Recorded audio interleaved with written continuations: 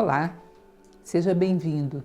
Hoje vamos falar um pouco a respeito de um assunto que eu considero tão básico que acredito honestamente que a gente deveria ter recebido na nossa educação convencional, lá mesmo no ensino fundamental, aos poucos, introduzindo até o ensino médio. Isso nos teria feito ganhar muito tempo, que são técnicas de estudo. É importante que entendam que técnica de estudo é um conjunto de informações que seriam muito importantes não apenas para estudar. Curioso isso, não é engraçado? Mas é verdade, são úteis para toda a vida. Uma pessoa que tem uma atenção mais concentrada, por exemplo, ela é uma pessoa que tem mais memória, é uma pessoa que tem mais imaginação, que desenvolve melhor uma relação simbólica para entender a vida, é uma pessoa que tem capacidade de síntese.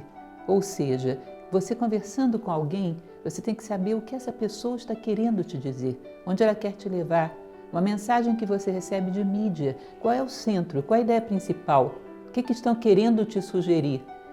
A saber se expressar com as palavras certas e direto ao núcleo da sua mensagem, passar uma mensagem clara para o seu interlocutor, uma série de coisas. Técnicas de estudo são úteis para tudo na vida.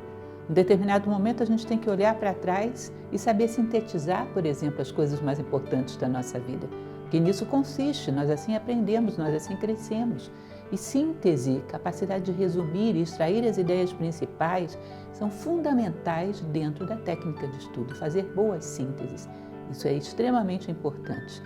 Então, inclusive, para que você não seja manipulado, porque uma das coisas mais comuns quando se quer manipular é colocar um monte de ideias secundárias misturadas com a ideia principal, para que a ideia principal passe sem que seja percebida e possa ser assimilada de uma maneira passiva, sem um senso crítico. Então, para muita coisa na vida, a técnica de estudo serve. E, lógico, para um estudante eficiente. Você ganha um tempo muito grande. Eu me sinto com muita autoridade para falar sobre esse assunto porque eu estudo assim.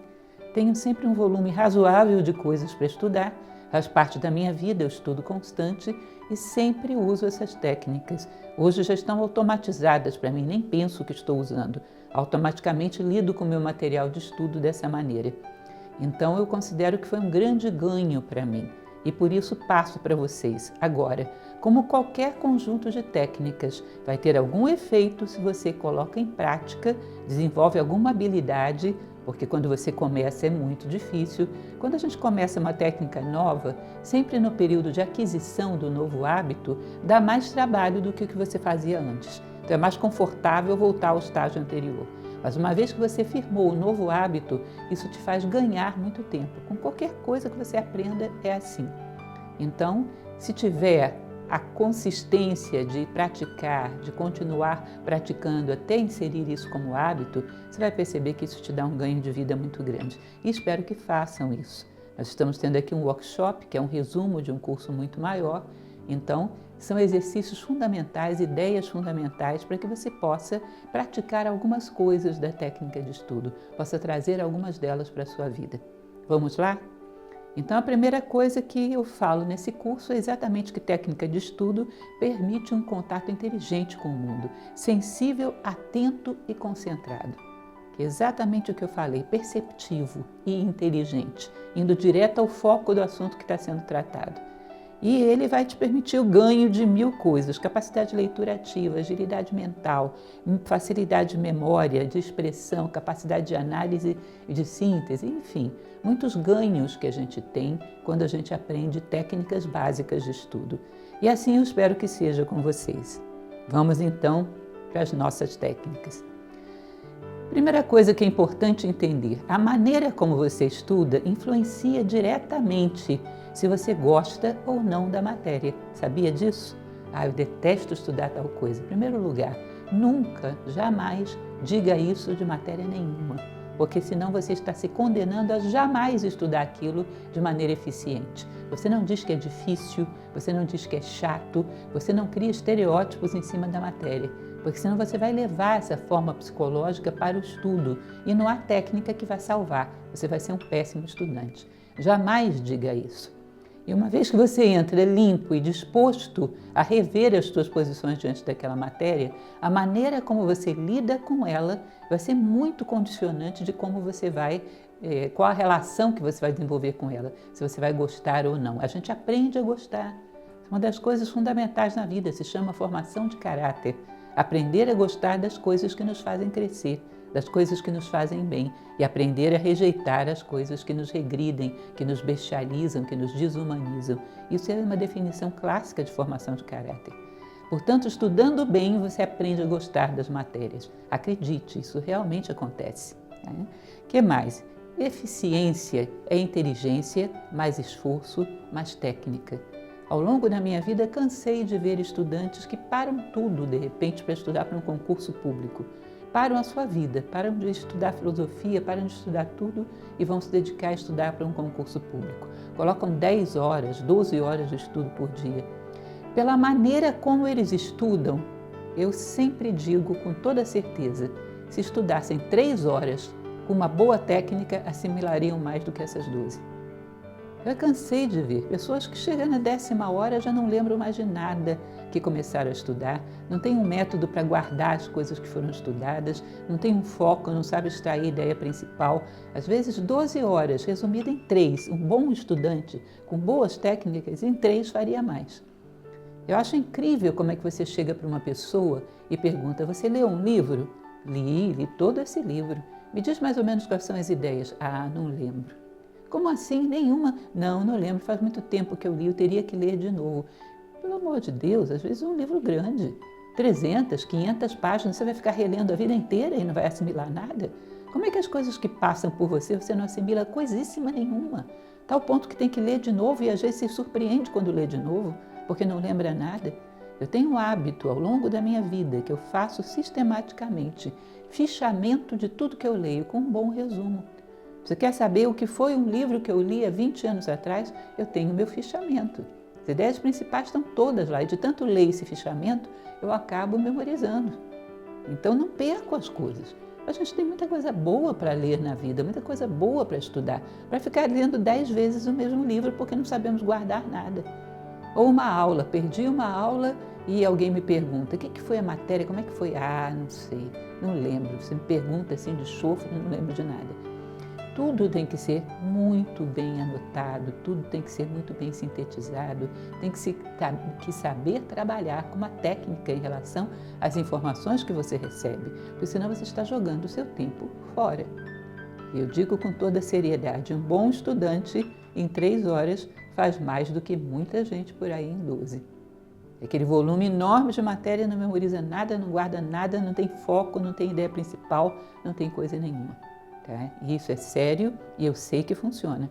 Já tive alunos que com pouco tempo disponível por dia queriam fazer uma prova, queriam fazer um concurso e conseguiram administrar bem esse tempo para estudar tudo o que precisavam de uma maneira que só precisavam estudar uma vez cada coisa e caminhavam bem.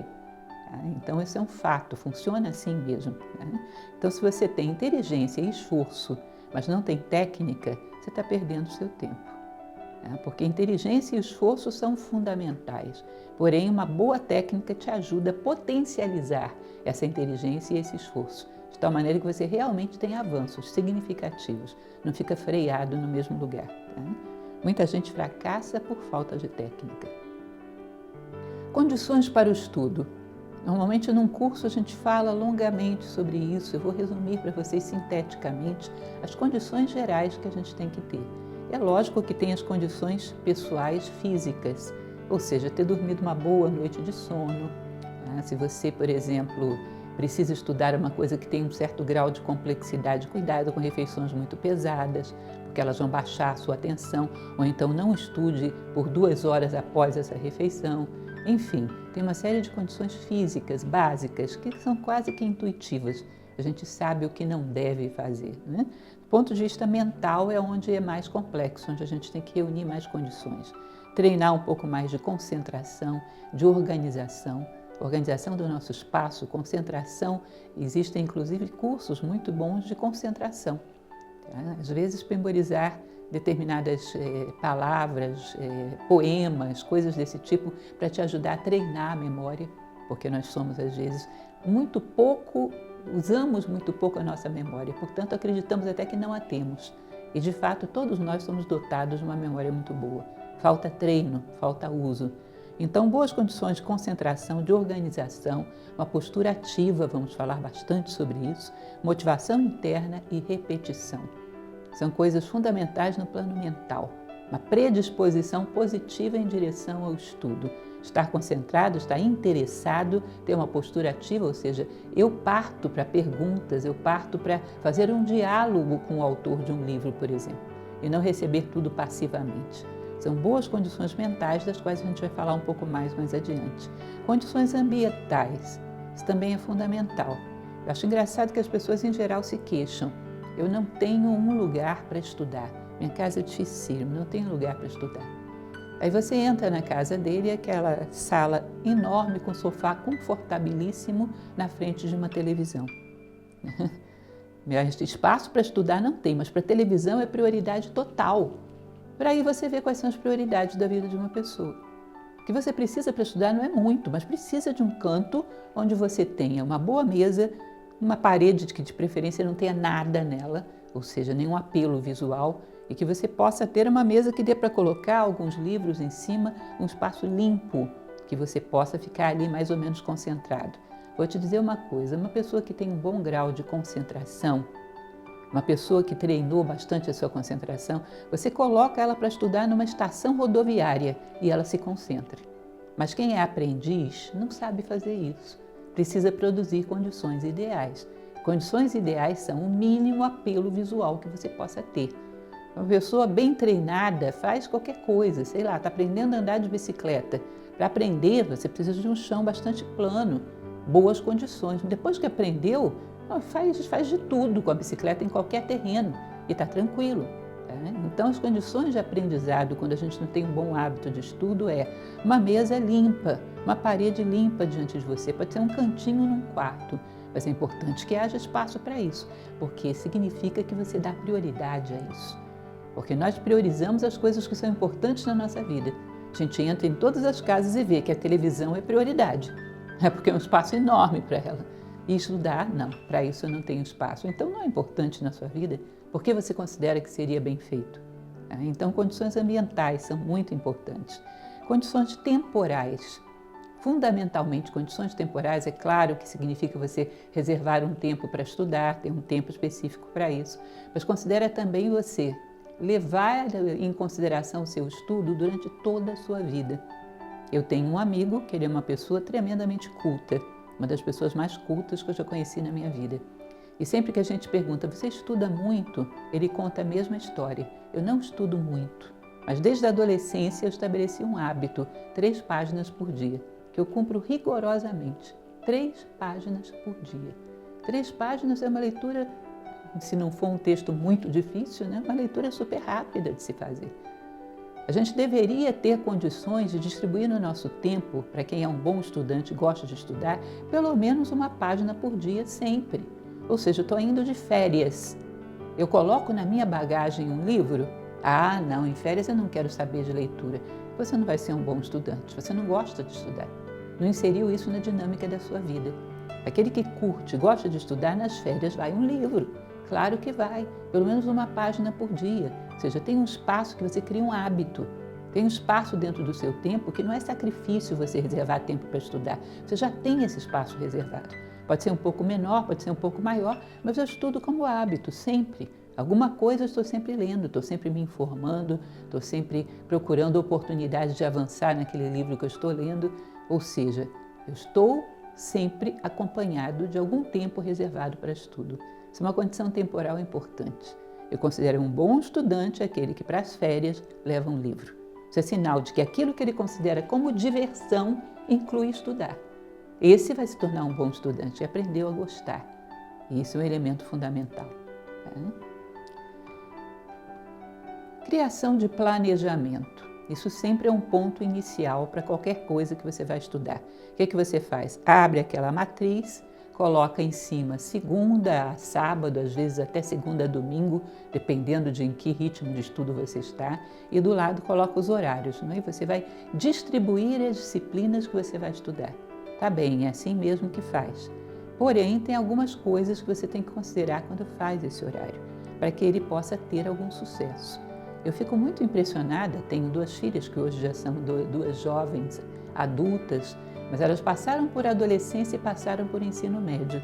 Eu ficava muito impressionada que nessas instituições eles não soubessem fazer uma grade horária eficiente do ponto de vista de técnicas de estudo. Eu ficava muito surpresa. Algumas vezes eu pegava a grade horária das aulas delas e tinha uma aula de matemática, uma de física, uma de química logo depois, ou então 2 de matemática e uma de física, tudo seguido. O mesmo tipo de raciocínio, o mesmo tipo de matéria. É lógico que o adolescente no final estaria absolutamente esgotado e não entendendo mais nada. Isso é falta de uma habilidade, de uma técnica de revezar conteúdos básica, que é básica em técnica de estudo. Você imagina que se nenhuma instituição escolar tem isso, imagina o estudante quem terá. São coisas fundamentais. Não se coloca matérias do mesmo tipo, uma amontoada depois da outra desse jeito. É muito importante entender que o descanso vem sobretudo da variação de atividade e não de parar. Na variação de atividade você descansa, você relaxa, é outro tipo de mentalidade, é outro tipo de abordagem. Isso é uma das coisas que a gente tem que aprender a fazer dentro da nossa planilha de estudos, dentro da nossa matriz de estudos. Então, primeira coisa, considerar tempo, dificuldade, volume daquilo que você tem para estudar, para distribuir bem, é claro, a carga horária que você vai precisar estudar de acordo com o tempo que você tem até a prova, até o concurso, até seja lá o que for, a carga horária que vai ser necessária, como você vai distribuir isso aí, ou seja, você vai ter que trabalhar com a quantidade e o prazo que você tem, quantidade de matéria e prazo. Mas algumas coisas que você tem que considerar que são importantes. Em primeiro lugar, perceba o seu momento mais produtivo. Para estudo, para trabalhos intelectuais em geral, são as primeiras horas da manhã, não tenha dúvida, é assim que funciona. Para a maior parte da humanidade, as primeiras horas da manhã são as mais produtivas. Existe gente que tem ciclo noturno? Existe. Tem gente que tem um ciclo ótimo de atenção de 11 horas da noite até 1 hora da manhã. Mas não é a maioria, é exceção. 80% da humanidade tem as suas horas ótimas de atenção pela manhã. Portanto, se você precisa estudar alguma coisa que é nova, que tem algum grau de dificuldade para você, ou que você tem uma certa resistência para estudar, a boa hora é essa, quando você está com a energia ótima, quando você está fresco, com a memória fresca. Esse é o momento para você colocar o novo, o difícil, aquilo que você não tem muita facilidade, aquilo que você não se inclina muito para aquilo, tem uma certa rejeição. Ou seja, é nesse momento que você coloca, nas primeiras horas. Descobrir o seu tempo produtivo não é difícil. Na maioria dos casos é isso, são as primeiras horas da manhã. Agora, tem tempos também que você vai descobrir durante a sua semana, durante o seu mês, ver os dias mais produtivos da semana. Às vezes, sobretudo se eu sou um estudante que trabalha também, tem dias que o meu trabalho é mais intenso, tem dias que ele é mais brando. Saber distribuir na sua semana os dias mais calmos para as matérias mais difíceis, saber distribuir no seu mês, ou seja, entender como é a sua curva de tempo. Eu falo bastante sobre isso quando dou aula de gestão de tempo. Fazer uma curva de tempo. Se eu sou uma pessoa que trabalha no comércio, sexta e sábado são puxados demais. Se eu sou uma pessoa, sei lá, que tenho filhos, época de férias escolares dos meninos é puxado demais. Então eu tenho que levar em consideração todos esses elementos dentro da minha vida, para que os momentos mais fáceis sejam alocados com aquilo que para mim é mais difícil, que demanda um tempo maior. Então conheça a sua equação de tempo, em primeiríssimo lugar. 1 hora em cada matéria com 15 minutos de descanso, isso é uma regra. Normalmente, quando a gente faz um trabalho que é mais físico do que intelectual, 10 minutos de pausa é suficiente. Para estudo, o ideal é que tenha 15 minutos de pausa, sabendo fazer pausas. Isso é muito importante. Saber fazer pausa significa que você vai fazer alguma coisa que realmente te recicla. Em gestão do tempo, falo bastante sobre isso. Saber fazer pausa significa que você não vai fazer uma coisa que te cansa mais do que estudar. Você não vai pegar no telefone para brigar com alguém, para discutir alguma questão doméstica. Não vai fazer nada que vá piorar a sua situação de atenção, que vá aumentar o seu cansaço. Tem que descobrir quais são as coisas que te relaxam. Tem gente que é simplesmente relaxar, fechar os olhos e consegue. Tem gente que não, fecha os olhos, mas a mente continua girando naquilo que ela estava estudando. Então não é bom, é melhor fazer uma outra atividade. vai brincar com os seus bichinhos, mexer no jardim, ouvir uma música, alguma coisa que realmente recicle. Descobrir qual é a sua pausa ideal, que realmente te recicla e te dá uma nova energia. Não pense que você é uma pessoa que não precisa de pausas. É aquele que, como eu falo lá em gestão do tempo, quer ser o esforçado, trabalha sem nenhuma pausa, vai entrar em condições de esgotamento e de rendimento péssimo muito rapidamente. Todo mundo precisa de pausa. É muito melhor que você tenha esses 15 minutos do que chegar no final do dia sem produtividade nenhuma. Você perde muito mais. Portanto, saiba fazer suas pausas. 1 hora de estudo, 15 minutos de pausa. Coloque isso dentro da sua grade. E isso é fundamental. Se possível, até se programe para o que você vai fazer nessa pausa, para que fique mais fácil, mais fluido. Usar o esquema SCS, simples, complexo, simples. Imagina uma pessoa que está se aquecendo para cantar.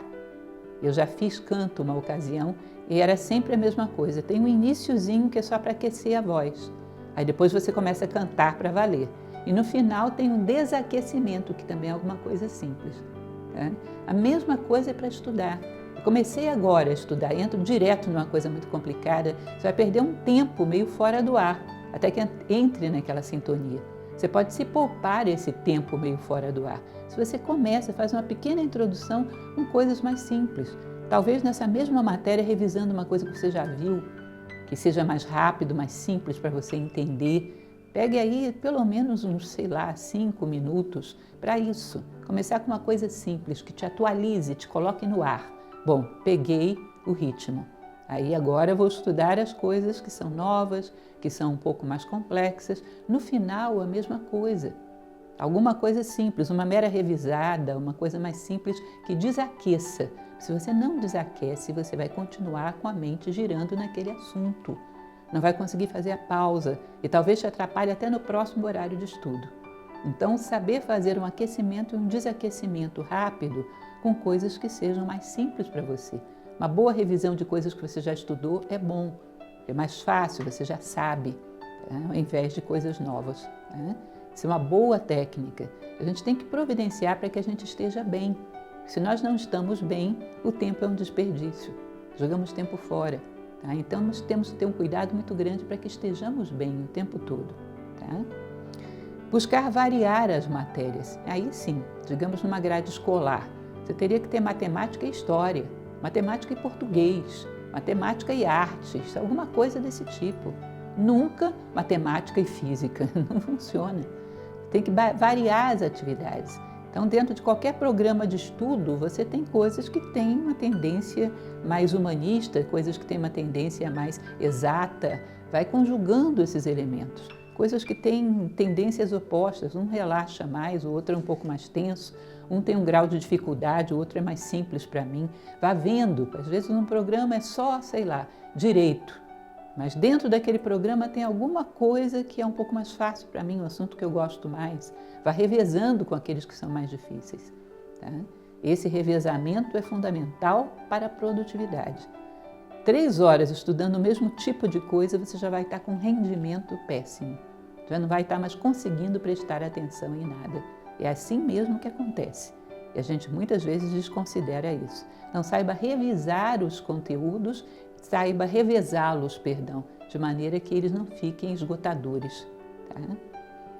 Avaliar resultados a cada etapa. Portanto, é interessante que você faça, estou estudando de segunda a sábado. No sábado, dê uma olhada geral no que foi a minha semana. As coisas que eu estudei, o que foi bem assimilado, como é que foi o rendimento dessa semana. E aí você pode perceber, esse dia não foi muito bom por causa de tal fator. Vou tomar cuidado com esse fator, vou corrigir isso. Esse dia foi mais produtivo. Por quê? Porque eu fiz tal coisa, vou incorporar tal coisa como técnica a partir de agora. Você vai encontrando quais são as coisas que te facilitam e as coisas que te dificultam. Essas coisas que te facilitam, vai incorporando como técnica. Para mim foi muito melhor aquele dia em que eu, ao invés de colocar música de fundo, deixei silêncio. A música de fundo, no fundo, estava me atrapalhando, estava chamando a minha atenção. É assim mesmo. Tem gente que funciona muito bem com uma música de fundo, tem gente que fica prestando atenção na música e divide a sua atenção. Não funciona. Então você está pegando o seu jeito. Preste atenção a cada ciclo, pare e olhe o que você fez. para aprender qual é o jeito que dá certo para você. E pode até anotar as coisas que deram certo, porque a partir dali você incorpora como hábito. Ou seja, a cada período, pelo menos a cada semana, dê uma olhada no seu rendimento geral, dê uma revisada geral no que você fez e veja como anda o seu estudo, para corrigir pontas soltas. Isso é fundamental. Não deixe para fazer isso lá no final do mês, que já tem tanta coisa acumulada, que se alguma coisa tiver saído errado, fica até difícil de corrigir. Faça em períodos um pouco menores, uma semana está de bom tamanho, certo? Não usar a palavra difícil ou chato, jamais. Falamos disso no início, né? O que é isso? A matéria é difícil demais, eu não entendo. Você já entra nela com 50% da sua capacidade. E isso é chato demais, vai entrar com 50% da sua capacidade. O mundo psicológico é uma realidade, gente. A gente constrói coisas a partir daquilo que a gente acredita. Não duvidem disso, é assim que funciona a vida. O que acontece no dia 31 de dezembro? Na natureza? Nada. Na verdade, é um dia como outro qualquer. Mas nós estabelecemos, segundo um determinado calendário ocidental, que esse dia é o dia do Ano Novo. E para a gente acontece um monte de coisas. Paramos para fazer uma retrospectiva do nosso ano, estabelecemos projetos para o próximo ano, nos alegramos, confraternizamos. Ou seja, tudo o que a gente criou nessa data é uma criação psicológica. Não existe um fato real acontecendo aí. E essa criação psicológica tem uma importância enorme para a gente. O mundo é psicológico mais do que físico. Portanto, não desprezem essas pré-condições que vocês geram quando dizem que uma matéria é isso ou aquilo. Você está gerando uma pré-condição para entender ou para não entender. Isso é chato, isso é difícil? Nunca, jamais. Isso é uma coisa que eu tenho que me empenhar mais. Apenas isso. Vou me empenhar mais para poder pegar o jeito disso. Eu já tive na minha vida professores de matemática extremamente envolventes. Às vezes a matemática é uma disciplina um pouco difícil para alguns, mais fácil para outros. Já tive um professor de matemática que era mais envolvente do que qualquer outra disciplina. Ele sabia fazer isso se tornar envolvente. Se um professor pode fazer, um estudante também pode fazer, na sua forma de estudar. Um assunto muito importante que vamos começar agora, como ler. Esse é o núcleo do curso de técnicas de estudo. Portanto, eu peço bastante atenção para vocês. Uma coisa que é fundamental, faz parte da estrutura da língua. A divisão em parágrafos tem um sentido. Não é simplesmente porque o texto está ficando muito longo, a gente vai cortando para ficar estético. A divisão em parágrafos diz que cada parágrafo tem uma única ideia. É assim que deve ser. Você, um dia, se precisar escrever, preste atenção nisso. Cada parágrafo deve conter uma única ideia principal. E por isso a divisão é feita. Então, sabendo disso, você já fica com um foco muito interessante. Eu sei que esse parágrafo tem uma ideia, eu sou um caçador. Estou caçando essa ideia, quero encontrá-la o mais rápido possível. Ou seja, você vai saber abordar um texto para encontrar a ideia principal. E aí vem algumas formas de abordagem que são fundamentais, tá? Existe uma maneira direta, indireta e intermediária de se expressar. Maneira direta é aquela que começou o parágrafo, já te joga a ideia principal nas primeiras palavras. Já está ali de cara. Às vezes é um pouco precipitado, né? Não dá tempo nem de você assimilar. Pá, já joga a ideia principal e depois é que vem os argumentos.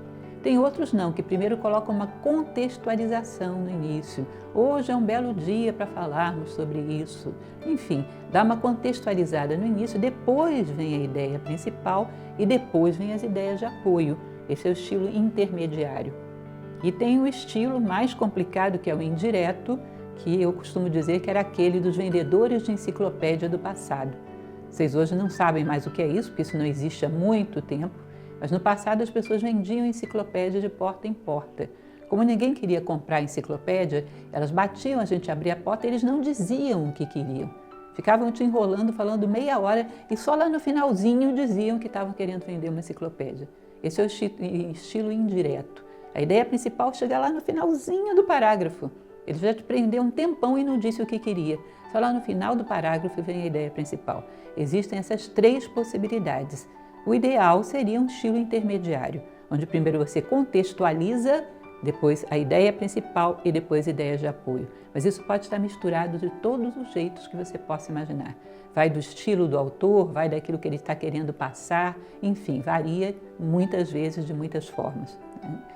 O nosso objetivo é descobrir a ideia principal.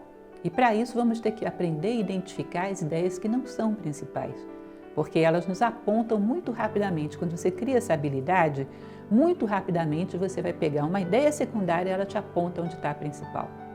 Tá?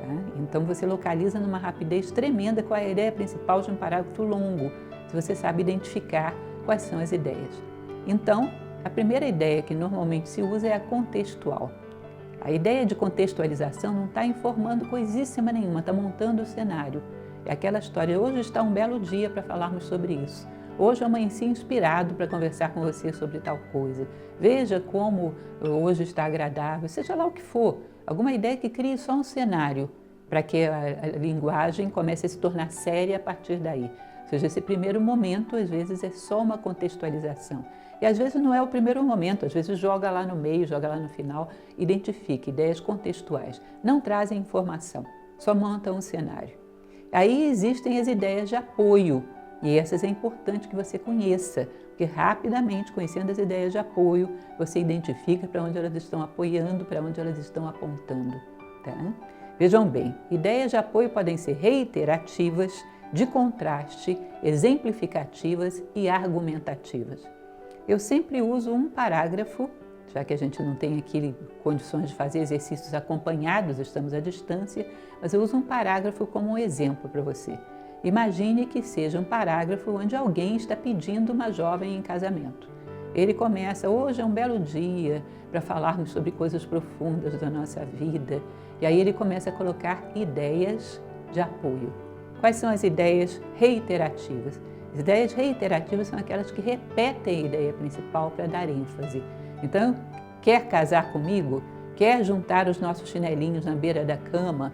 Quer que nós envelheçamos ao lado um do outro? Ela está repetindo a ideia principal. Reiterativa é uma forma de reforço da ideia principal. Está repetindo muito, pode ter certeza que a ideia principal deve ser a primeira.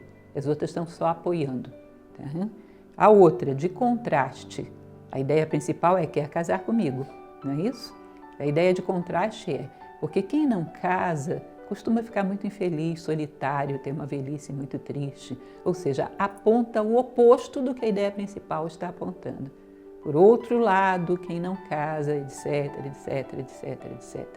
Tá? Todos os desencantos daquele que permanece solteiro. Isso é uma ideia de contraste. Pega o outro lado da situação. Exemplificativa. Por exemplo, você viu fulaninho que se casou? Como ele está feliz, como está bem sucedido, já tem filhos, etc, etc, etc. Você viu só como deu certo? Você está dando um exemplo da ideia principal. E outra é argumentativa, que aí você vai entrar com argumentos, com argumentação, base científica, casos que você já ouviu falar, enfim, você vai argumentar. Às vezes ela pode se confundir um pouco com a exemplificativa, mas a argumentativa ela não trabalha com exemplos práticos, ela trabalha com ideias. Por exemplo, existe uma estatística que diz que as pessoas casadas vivem mais do que as solteiras. Existem determinadas coisas que dizem que as pessoas casadas são mais saudáveis, seja lá o que for. Você vai jogando ideias para apoiar.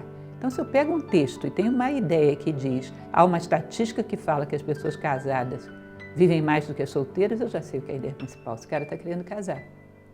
É evidente, né? Está evidente. Se eu pego um texto e tem alguém dizendo, está vendo fulano que casou, como ele é feliz? Não tenho dúvida, fulano está querendo casar. Ou seja, essas ideias, qualquer uma delas que você identifica, na hora, lendo a ideia secundária, você já sabe onde é que está a ideia principal. Onde você bate o olho, você acha a ideia principal. Por isso é importante entender. Os parágrafos são sempre uma conjunção disso. Uma contextualizadora, que não está dizendo nada, a ideia principal e um monte de ideias de apoio. Às vezes a ideia principal está lá escondida, você não está entendendo bem onde é que está. Pega uma ideia de apoio e ela já vai te dizer onde está a ideia principal. Uma ideia, um desses tipos aqui. Por outro lado, quem não casa é muito infeliz. Opa, por outro lado, então o que está desse lado? O cidadão quer casar, é evidente, tá certo? Então, aprenda a identificar essas ideias. Elas te dão, onde você bate o olho num parágrafo, você acha uma ideia de apoio, você já sabe qual é a ideia principal. Ela te aponta, são setas que apontam para a ideia principal. Muito rapidamente você encontra a sua ideia principal. Se um dia você quiser escrever, lembre disso, é assim que funciona um discurso. Tem essas ideias, essa conjunção de ideias. A ideia principal, então, é sinalizada por todas as demais. E aí vem o sublinhado. É muito importante que a gente saiba sublinhar. Se existe uma coisa que é difícil, é quando a gente pega um livro numa biblioteca, ele foi sublinhado pelo último leitor e ele sublinhou mal. É triste isso, porque o sublinhado chama a tua atenção. E às vezes ele sublinhou coisas absolutamente secundárias e irrelevantes. E aquilo atrapalha a tua leitura, porque coloca foco em coisas irrelevantes. Saber sublinhar é muito importante. Você bate o olho, a tua visão vai automaticamente para onde está sublinhado. Portanto, a gente sublinha, achou a ideia principal, automaticamente você sublinha ela. Porém, você tem que ser o mais enxuto possível nisso. É só o suficiente de palavras para delinear a ideia principal. No caso desse parágrafo do rapaz, eu só sublinharia quer casar comigo. Às vezes não precisa nem do quer, casar comigo já me diz o que é. O mínimo de palavras que você sublinha, que dê para você entender o que é a ideia principal do parágrafo. Você faz isso automaticamente. Eu recomendo, enquanto você não pegou o hábito, eu fazia isso enquanto eu não tinha o hábito, andava com um lápis, uma caneta na bolsa e até notícia de jornal que eu lia eu andava sublinhando. Notícia de jornal que eu lia, qualquer propaganda, qualquer coisa, eu tinha o hábito mental de ir lá sublinhar. Isso aqui é a ideia principal. Porque aí pega o hábito. Já olha para um texto, hoje eu já tenho esse hábito bem colocado, eu não preciso sublinhar fisicamente. Eu vejo o sublinhado. Como se eu já tivesse colocado, o sublinhado está aqui. Você automatiza isso como hábito. Enquanto não pegou o hábito, sublinhe mesmo. Anda com a caneta, anda com o lápis, li um texto, por pequeno que seja, sublinho o mínimo de palavras que dê para eu entender. Você não pode sublinhar menos palavras que a pessoa olhe e não entenda nada que é aquele parágrafo. O mínimo de palavras. Vai embora todos os conectivos, preposições, vai tudo embora.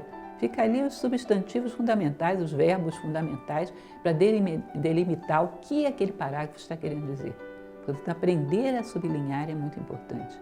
Aprender e criar o hábito. Depois que eu sublinhei, que é uma etapa fundamental no processo, o que eu vou fazer? Nota de margem. Hoje, a maior parte dos livros já tem um espaço específico para que as pessoas façam notas de margem, porque isso é fundamental, é extremamente importante. Tem gente que diz, mas eu vou riscar todo o meu livro, toda a minha apostila. Olha, você dá vida ao seu livro sob as suas mãos. Se você quer um livro muito bonitinho, limpinho, tenha 2. Um deles para você dar vida e o outro para você deixar enfeitando a estante. Mas é fundamental que o texto crie vida na tua mão. Que ele seja um texto que, se você tiver que reler rapidamente, possa encontrar as ideias principais com muita facilidade. Possa rapidamente, numa folheada, você encontrar o que é fundamental. Então, depois de sublinhar, você vai fazer uma nota de margem. Muito importante isso. Nota de margem não respeita as palavras do parágrafo. Você vai escrever com as suas palavras, com o mínimo de palavras possível. O que está acontecendo ali? Qual é a ideia principal? O mínimo de palavras. Então, o cidadão fez aquele discurso todo nesse parágrafo. Eu sublinhei, quer casar comigo. Na minha nota de margem, eu não vou escrever quer casar comigo. Eu coloco pedido de casamento. Às vezes nem o D, pedido de casamento. Já está bom, já sei o que existe ali. Tá? Bem sintético mesmo. Nota de margem com tuas palavras. Às vezes é um texto arcaico que tem uma linguagem complicada, você não precisa conservar as palavras, você conserva as ideias, entenda isso. A ideia que você tem que conservar e colocar lá na nota de margem. O que vai acontecer? Você está fazendo essa leitura assim, sublinhando e colocando a nota de margem com as tuas palavras, você já está construindo o seu resumo. O resumo depois vai ser constituído no apanhado de todas essas notas de margem. Você já está fazendo o seu resumo à medida que lê. As ideias principais enxutas, sem nenhum chantilly, sem nenhum adereço, né? E escritas com as suas palavras. Você já está na estrutura do resumo. Né? Então, vou fazendo todas essas notas de margem. Depois, eu pego uma folha, recolho todas essas notas de margem. Aí você vai ter os tipos de resumo. Tem resumos que são aqueles mais de curto prazo, que são em tópicos. Então, eu coloco, primeiro parágrafo, pedido de casamento. Segundo parágrafo, ela pediu tempo. Digamos que no segundo parágrafo ela pede um tempo para pensar, coisa e tal. Eu coloco, ela pediu tempo. Terceiro parágrafo, ele insistiu. Eu vou recolhendo essas coisas e coloco um tópico em cima do outro. Isso é um resumo em tópicos. Ele funciona muito bem para o curto prazo. Mas quando você vai estudar esse resumo daqui a 10 anos, às vezes ele fica meio fragmentado. Se você quer um resumo de longo prazo, é bom você construir com esses tópicos um texto. Então você coloca: fulano fez pedido de casamento, ela pediu para pensar, ele insistiu. Faz de uma maneira que aquele texto pode acrescentar uma palavrinha ou outra aqui e ali, que aquele texto tenha sentido para você ler no futuro e continuar entendendo. Tá? Talvez no futuro só pedido de casamento fique muito seco. Então, quando você vai fazer o seu resumo, coloca: fulano faz pedido de casamento, ela pediu para pensar, ele insistiu. Constrói de uma maneira que fique um pequeno texto. Isso é o resumo textual. Esse ele é ideal, porque você lembra sempre. Você lê esse pequeno texto, você lembra sempre. Daqui a 10 anos ainda vai fazer sentido.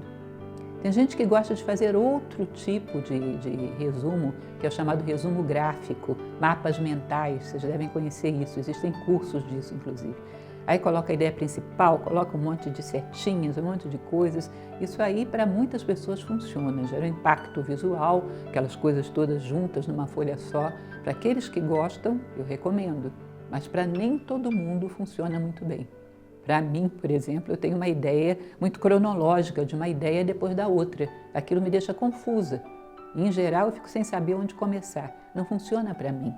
Mas para quem funciona muito bem, faça um resumo textual, um resumo gráfico desse tipo, tá? Um mapa mental. De qualquer maneira, aí você já tem um resumo pronto, em tópicos, ou em texto, ou em mapa mental. Está pronto o seu resumo. A partir desses hábitos simples, que são sublinhar e fazer a nota de margem, você já tem o seu resumo.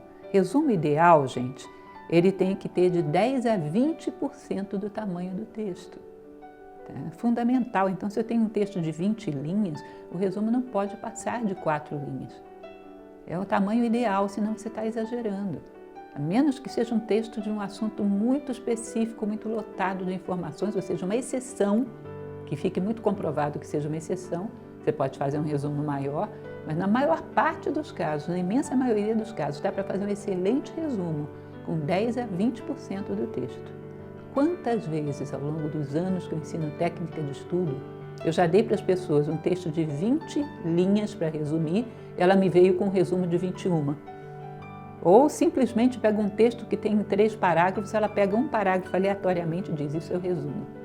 Olha, pode parecer incrível, mas é a coisa mais complicada que tem nos dias atuais, é uma pessoa saber fazer um resumo. Eu acho isso incrível. Quando me perguntam o que é mais difícil em técnicas de estudo, eu sempre digo: saber fazer um resumo. A pessoa precisa estar muito focada, muito concentrada para achar a ideia principal, para sintetizar a ideia principal. E isso vai fazer com que ela já esteja familiarizada com essa ideia principal no final, de tanto que a manejou, e saiba encontrar rápido. Isso é incrivelmente útil, como eu já falei, na vida como um todo. Você fica objetivo, você sabe exatamente o que está diante de você. Quando alguém está falando com você, quando alguma informação é oferecida, você se torna objetivo, você tem foco. Isso é extremamente útil e é o mais difícil. Tá? Então aqui você já tem um resumo pronto de 3 espécies, né? Como já falamos. Mandamentos do resumo, só para reforçar, para que você saiba o que não pode ser feito em relação a um bom resumo. Em primeiro lugar, não usarás 3 palavras, você pode usar 2. Ou seja, nada de colocar adereço, não vou colocar belo pedido de casamento, não interessa isso. Pedido de casamento, nada de adereços desnecessários, só o enxuto, a informação, a ideia principal. Não usarás 3 palavras, você pode usar 2. Seja econômico, expresse apenas a ideia. Tá? Qualquer outra coisa secundária não é própria de resumo. Resumo é só a ideia principal. Não deixarás de dar o recado, isso é importante. Por isso que eu transformo o resumo em tópicos num resumo textual. Porque às vezes eu coloco só os tópicos e não entendo a passagem de um tópico para o outro. Pedido de casamento, tempo, coloco no segundo parágrafo. Não, isso aí, o que tem a ver pedido de casamento com tempo? Eu tenho que colocar de uma maneira que tenha sentido para aquilo virar um texto. Então, ela pede tempo. Isso já dá para fazer um texto. Ele pede casamento, ela pede um tempo. Ou seja, você não pode deixar que o resumo fique sem sentido, que uma ideia não esteja conectada com a próxima. Isso aí é fundamental. Você vai resumir isso num resumo textual, tem que ter conexão entre as ideias, senão fica difícil de você memorizar, tá certo? Não conservarás as palavras, e sim as ideias. Isso é fundamental, você ter coragem disso. Não vou colocar quer casar comigo, vou colocar pedido de casamento. É simples, é prático, é nas minhas palavras. Eu vou escrever o que aconteceu ali, com as minhas palavras. Não vou conservar as palavras, eu conservo as ideias. A menos que você tenha uma nomenclatura científica que a palavra tenha que ser conservada, caso contrário, conserve as ideias. As palavras não são essenciais e às vezes ficar guardando palavra do texto, que não é palavra do teu vocabulário, não é usual, só atrapalha a memorização. Tá? Então, a menos que seja uma palavra essencial de ser memorizada, conserve as ideias e não as palavras. Tá? E não amontoarás as ideias sem continuidade. Ou seja, você não deixa de dar o recado, todo mundo fica sabendo que o que ele quer é casar e não amontoa as ideias sem continuidade. Esses são os 4 mandamentos de um bom resumo. Fundamental. Você soube fazer um bom resumo, grande parte do processo já está feito. Grande parte. É um elemento muito importante. E aí a gente vai partir para uma coisa mais ampla, que é o método Robinson, EPL2R, que inclui essa ideia do resumo e amplia, que vai te mostrar tudo o que você começa a fazer desde o momento inicial que você pega o livro até o momento que você já está com o resumo pronto, já estudou, já repassou, já fez tudo. Esse método EPL2R, ou método Robinson, como é chamado, já foi utilizado por várias universidades nos Estados Unidos. Ele funciona muito bem. Ele já foi praticado, aplicado, eu aplico demais, ele funciona muito bem. E ele começa antes de você começar a ler o livro. Então ele vai falar que quando você pega um livro, a primeira coisa que você faz é uma exploração. O que é exploração? Vai ler título, subtítulo, introdução, índice. No índice está a intenção do autor e o esquema da obra. Ele já vai te dar mais ou menos uma noção do que vem. Então você dá uma explorada e cria uma expectativa em relação ao que vem. No título, para pensar no título, no subtítulo, naquilo que está escrito nas orelhas do livro, no índice, você já cria uma expectativa para o que vem, você se prepara para o tipo de conteúdo que vem. Tá? Então, a primeira coisa é exploração.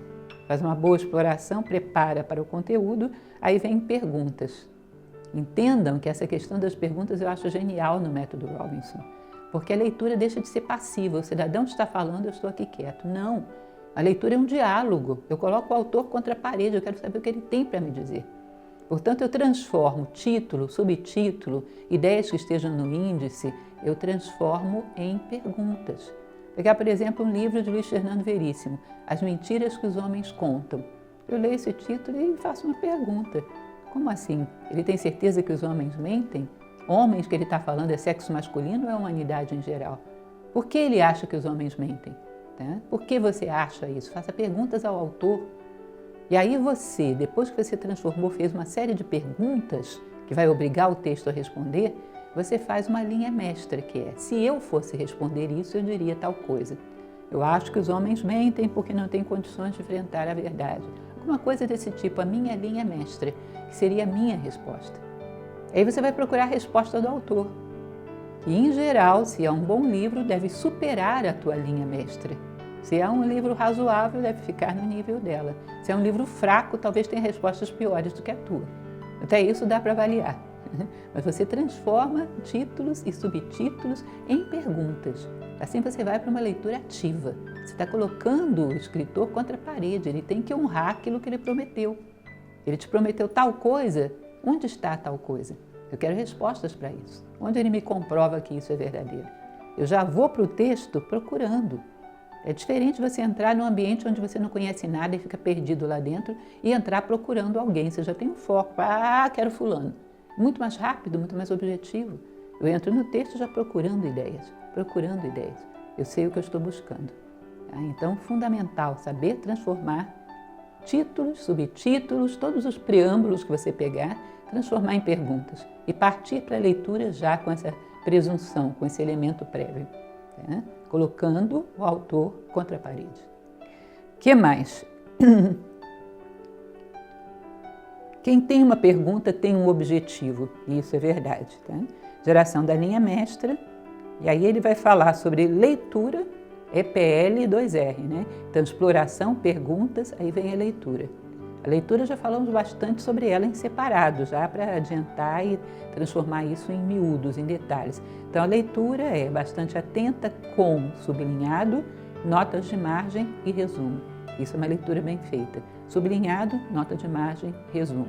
Já fiz isso, está bem feita a leitura, eu posso passar para o ponto diferente, que são os 2 R's. Recitação. Terminei de ler um capítulo, em geral o ideal é fazer isso em não mais do que um capítulo. Se o capítulo for muito longo, você pode fazer até antes. Tá?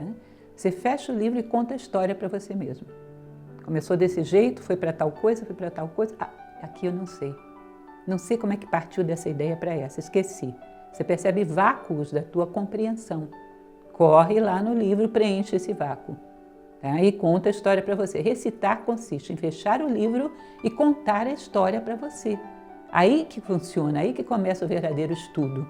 Há uma autora, Helena Blavatsky, que ela dizia que estudar começa quando você fecha o livro, e ela tem razão. Começa aí. Aí você vai perceber o que você compreendeu da matéria. E você percebe os vácuos de compreensão. Na hora vai lá e preenche. De tal maneira que enquanto você não souber contar a história toda para você, não está bem estudado. Tá? Então você tem a história toda resumida e tem a história toda muito bem compreendida também. Sabe contar toda ela para você. Tá? Então esse é o primeiro R, tá? Que é a recitação. Fecha o livro e conta a história para mim. E aí depois vem o último R, que é a repetição. Repetição é repassar esse resumo. Várias vezes, várias vezes, várias vezes, quanto puder. Então tem um dia da semana, digamos que eu estude 7 dias. No 7º, ao invés de estudar coisa nova, eu vou repassar os meus resumos da semana. Estudar o meu fichamento é pequeno, vou repassar. Entendam uma coisa importante. Em geral, estudo em grupo é recomendável aqui e não em outro momento. Pode parecer incrível isso para vocês, mas é verdade. Na hora que você está fazendo uma leitura atenta, ter um bando de gente à sua volta falando, só vai atrapalhar. Na hora que você está procurando a ideia principal para sublinhar, para fazer uma nota de margem, ter um monte de pessoas dando palpite, só vai dispersar. Você não pode dispersar. Portanto, não é recomendável. Nesses momentos iniciais do estudo, não é recomendável você ter estudo em grupo. Não funciona. Você precisa ir de concentração. E concentração, silêncio é o melhor companheiro para que você esteja concentrado. Silêncio, se você gosta de uma música de fundo bem suave, até saber escolher música de fundo para quem gosta é muito importante, viu, gente? É muito importante. Foi feito um estudo uma vez sobre isso. Eles chegaram à conclusão que a melhor música de fundo que existe são músicas barrocas, que tem um ritmo que é suave e ao mesmo tempo tende a manter a pessoa desperta. Para quem gosta, fica aí a dica, dizem que música barroca é boa. Agora, às vezes a pessoa gosta demais de música e fica prestando atenção na música e não vê o que ele está lendo. Então, para gente, para certas pessoas, no meu caso, por exemplo, o ideal é silêncio mesmo. Mas para quem gosta de música de fundo, fica uma dica. A música barroca já foi testada, parece que é a melhor. Chegaram à conclusão que até para plantas brotarem no jardim mais fácil, a música barroca é boa. Então é curioso aí, ela é um ritmo bem interessante. Então depois que você fez tudo isso, recitar em grupo é bom, porque aí você cria pontos emocionais.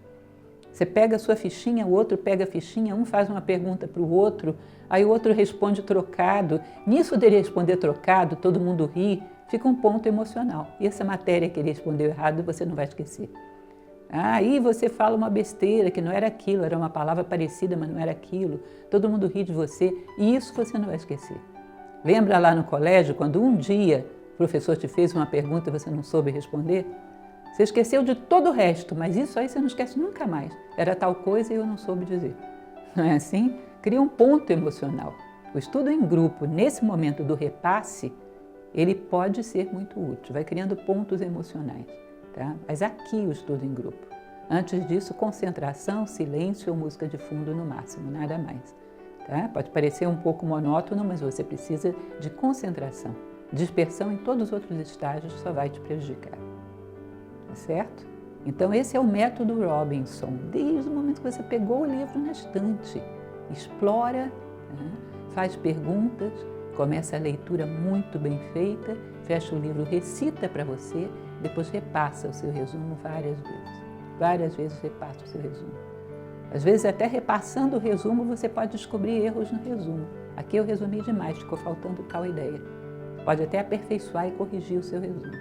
Nesse repasse feito em conjunto, você percebe às vezes que o resumo talvez tenha ficado um pouquinho sintético demais aqui, faltou tal palavra, essa palavra era importante. Dá para você ajustar o resumo, isso é muito bom. Tá? E aí, como assistir uma aula? Isso é uma coisa fundamental também. Existe uma polêmica sobre isso, muita gente diz, olha, se eu for fazer anotações, eu não vejo a aula. Se você for ver a aula sem fazer nenhuma anotação, daqui a um dia ou dois você não lembra uma palavra do que você ouviu. Isso é um fato, sejamos honestos. É muito importante que a gente saiba de onde está partindo. Não tenha fantasias. Nós somos muito dispersos. Se você for querer assistir uma aula sem tomar nenhuma nota, não vai lembrar nem para 2 dias. Portanto, é importante sim tomar notas. O ideal seria, sabe o quê? Que a gente pudesse fazer com a fala do professor aquilo que você faz com o parágrafo que você está lendo, anotar só as ideias principais. Enquanto a gente não sabe, tá bom, anote o que você achar recomendável, o que você achar importante e depois faça um resumo em cima das suas notas. Mas depois, com a prática, a gente até aprende isso. Ele falou um monte de coisas, o principal foi isso. Anota as ideias principais, mas anote. Existem certas técnicas que se diz que são importantes nessas anotações. Em primeiro lugar, o quanto antes terminou a aula, você foi para casa, mais rápido que você puder, dá uma revisão nas suas notas, porque aí você ainda está com a matéria fresca na sua memória. Pode melhorar as suas notas. Se alguma ficou incompleta ou se alguma ficou de difícil compreensão, você tem que fazer uma leitura rápida das suas notas para melhorar as notas, fazer com que elas fiquem bem adequadas com aquilo que foi falado. A partir daí você vai fazer o seu resumo e vai fazer tudo o que você fez na leitura, com as suas notas. Tá? Outra coisa que é muito recomendável, embora possa parecer muito estranho, mas é comprovadamente recomendável, é que você anote só de um lado da folha. Sabe aqueles fichários de folhas soltas? Você anote só de um lado. Porque uma matéria, por exemplo, o professor falou hoje bastante, deu 6 folhas de anotações. Eu posso pegar, tirar essas folhas, colocá-las todas uma do lado da outra na minha frente. Sublinhada, com nota de margem, eu vejo toda a matéria simultaneamente. Nossa memória visual é muito boa. Em geral, ela é tão boa quanto a auditiva ou melhor.